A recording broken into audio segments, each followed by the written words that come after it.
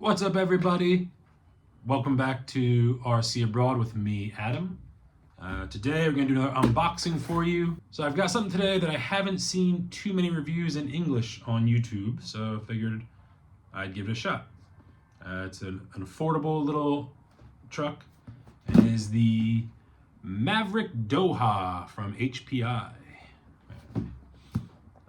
It's a desert racer style truck.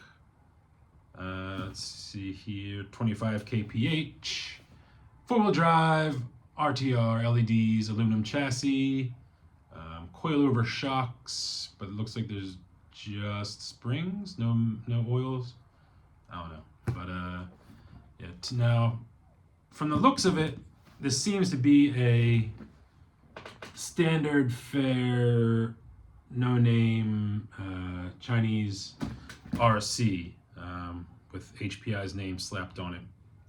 Hopefully it's not. Hopefully it's more, better quote. But I've had a lot of experience with budget RCs, quote unquote, and that's what this looks like. But anyway, so I paid a little under 400 RMB for this, which is around 50 some odd dollars. Again, I'm not sponsored. Nobody's sending these to me to review or open. So I'm gonna give you as honest a review as I can. So you see I got the orange color here. It comes in orange, green, blue, and red, I think, are the four options. Definitely orange, blue, and green. I remember seeing the choices on Taobao. I chose the orange because if it is HPI, HPI's always had orange, black, and white. It's been kind of like their color scheme. So yeah. So let's get into the box and see what we got. So I had never heard of Maverick before. I didn't know HPI had a budget / entry level brand. So this is my first Maverick for me, and the first HPI since I had my old Nitro RS4 way back in my college days. So I'm going into this with my expectations managed. Again, with my experience with trucks like these over here, kind of know what I'm getting. But okay. Looks nice.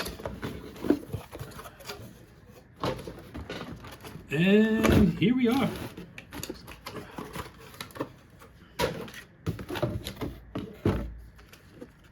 What a little cutie. It's 1/20th scale, which seems a bit odd. It's not 1/18th, not 1/24th, but 1/20th. Looks nice. Let's get it on the bench and see what we have under the hood, so to speak. Let's see what else we got. Radio. Oh, it's a full-size radio. Color matching wheel, that's nice foam. Feels good in the hand. Very simple, just throttle trim, steering trim. Nothing to write home about. Radio feels very cheap. It's very, very light and plasticky, but what do you expect for $50? And then here we have manual, a USB charger, little screwdriver. This is a Phillips head, so that means it's got Phillips head hardware, which I don't like, but again, budget option. What can you expect? We got a little cross wrench in there for the wheel hubs, some body pins, it looks like. So let's get into it. All right, so it's too little to fit on my car stand. Do have a nice aluminum bottom plate or chassis, that's nice. Tires are squishy, rubbery, no foams inside. Obviously not a beadlock. They're crawler style wheels, but not beadlocks, obviously. Shocks look to be just springs.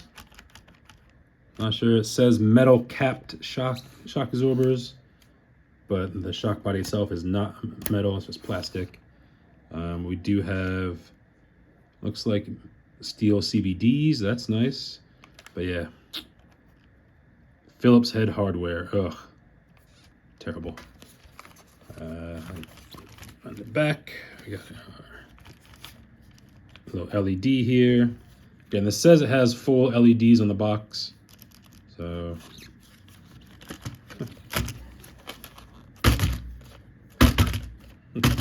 suspension feels nice and springy. Let's get her open, see what we have under the hood. So in here we got our combination ESC and receiver, aluminum top plate. There's a 370 sized motor, I believe, yes, with a 12 tooth pinion on there inside the covered housing.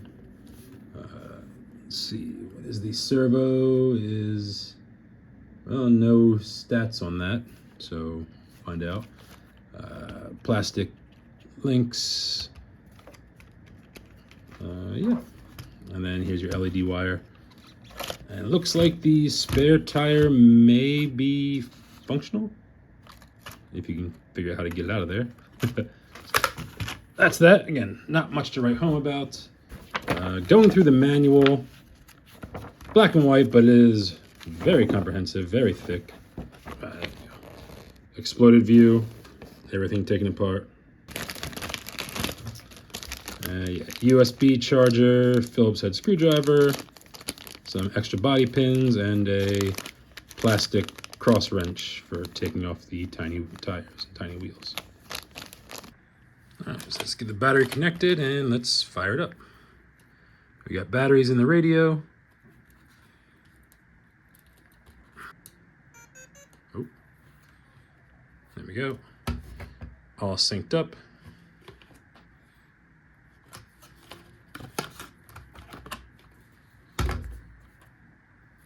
Those body pins back on.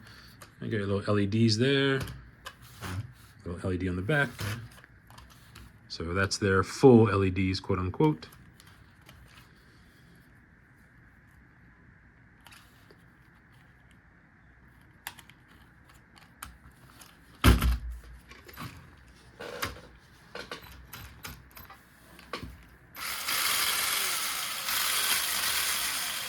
Ooh, that feels very slow. Oh, okay, maybe it's... Oh, it's got some zip.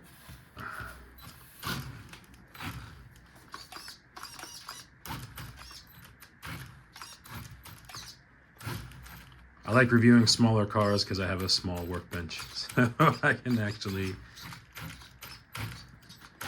drive them around. The radio's got all these fake buttons molded in. But yeah, it's really just steering and throttle. Very simple. So a little surprise I didn't notice before was the power button is accessible through the cockpit. That's a nice feature. So we're outside of my apartment here for a test run. Just going over some grass. I was surprised how quick it is, how zippy it felt on that brushed motor.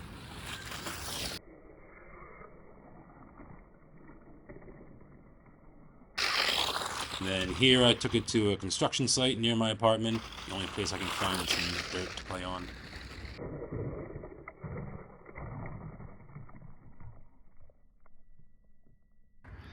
So one of the shock caps came off as I was bashing around the dirt, and I can definitely confirm no oil, just springs.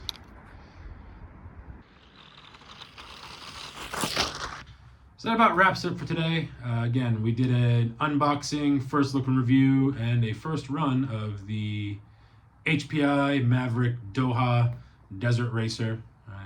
It's a good looking little truck. It's surprisingly quick for a 370 brushed motor. I was impressed with how zippy it felt on the grass and in the dirt. So again, I paid about 400 RMB for this, which is around 50 some odd dollars US. And for about half the price, I could have gotten a lesser known brand with Hex hardware and possibly even a brushless system. But yeah, that's neither here nor there. Options vary based on where you live. Obviously, you outside of China, you have different options than I have here. So who knows, right? I think in the domestic market, I just don't see much call for this other than the name HPI. But I think for me personally, this would be a pass. It just doesn't feel like anything special, if that makes sense. The Phillips head hardware, spring shocks, no oil, brushed motor, right? It's just kind of meh. I feel like for the money, you can get all the same features and more, like hex hardware and brushless motors, in something half the price from one of the lesser known Chinese brands, if you will. That's what this feels like to me. Again, that's just my opinion. Your opinion may differ. I think this is great for kids.